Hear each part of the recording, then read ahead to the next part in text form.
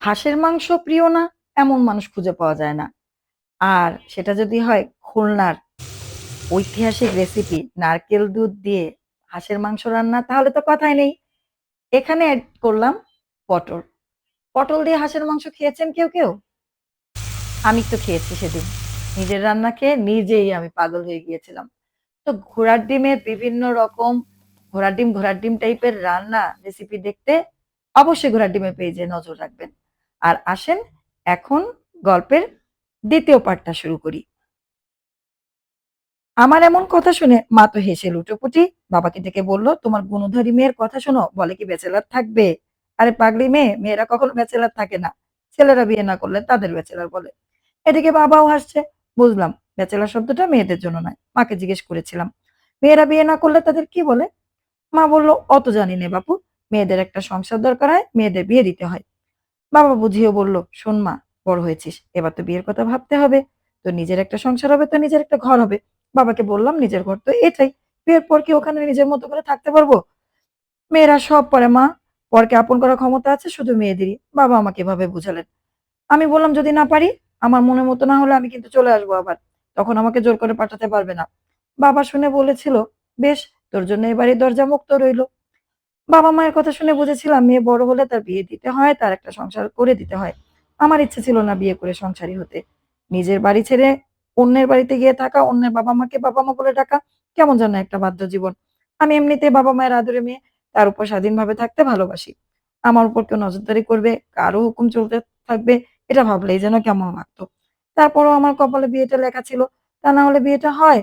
অথচ বিয়ের আগে মা-বাবাকে আমি বুঝিয়েতেও পারিনি। অতগুলো দিন পরেও মা-বাবা যে আমার সমস্যা বুঝে গিয়েছিল, এটাই অনেক। যাই হোক, মায়ের কথা মতো শ্বশুরবাড়িতে ফিরেই শাশুড়ির সাথে তুমুল ঝগড়া করলাম। সেদিন ঝগড়া করতে কোনো কারণ লাগেনি। কোনো একটা ছুতো পেলেই হলো। তো বর অফিস থেকে ফিরতেই যা ঘটলো তার থেকে একটু বাড়িয়েই বলতে লাগলাম। বলতে কেঁদেও ফেললাম। ও শুনে তখন চুপ করে আছে। চুপ করে থাকতে দেখে বললাম, "এ বাড়িতে তোমার মায়ের সাথে ঝগড়া করে কিছুতেই থাকতে পারবো না।" ও শুনে বলল, "তাহলে উপায়?" আমি বললাম, "উপায় আর কি?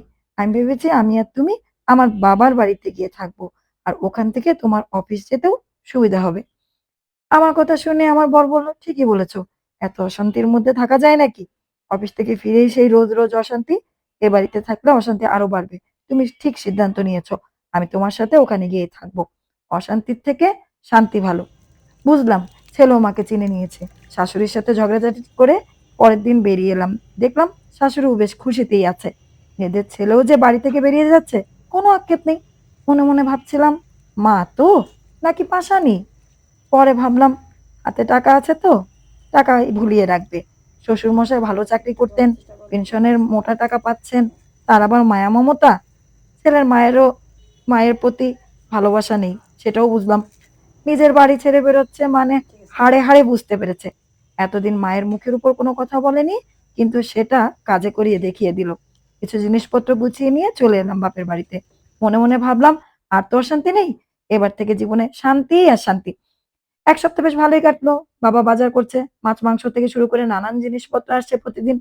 মা জামাইয়ের জন্য ভোরবেলা উঠে রান্না করছে, টিফিন বানাচ্ছে, রাতের খাবার যেগুলো খেতে ভালোবাসে, সেগুলোই মা নিজে হাতে করছে। আমিও সকালবেলা কোনোদিন ৯ টায়, কোনোদিন ১০ টায় উঠছি। একদম আরামের জীবন। এরকম সুখের জীবনটাই তো চেয়েছিলাম। এই করে আরো ১৫ দিন মতো কেটে গেল। এদিকে আমার বড় বেশ দিব্যি আছে। না বাজার, না দোকান করতে হচ্ছে, না অন্য কোনো কাজও করতে হচ্ছে, কিছুই না। এদিকে মায়ের যেমন কাজ বেড়েছে, তেমনি আবার বাবার খাটুনিও বেড়েছে। তো গল্পর ৩য় পার্টটা কিন্তু এখন শেষ করছি না। আপাতত এখন পটল ভাজাটা দেখতে লাগুন আর রান্নার শেষ অংশটুকু। পরবর্তী ৩য় পর্ব শুনতে হলে ঘোড়ার ডিমের আরেকটি রান্নার রেসিপি আপনাদের দেখতে হবে। তো যারা নতুন রাঁধুনি তারা কিন্তু ভরসা করে আমার এই রেসিপির উপর ডিপেন্ড করতে পারেন। সুস্বাদু হয়েছিল কিন্তু।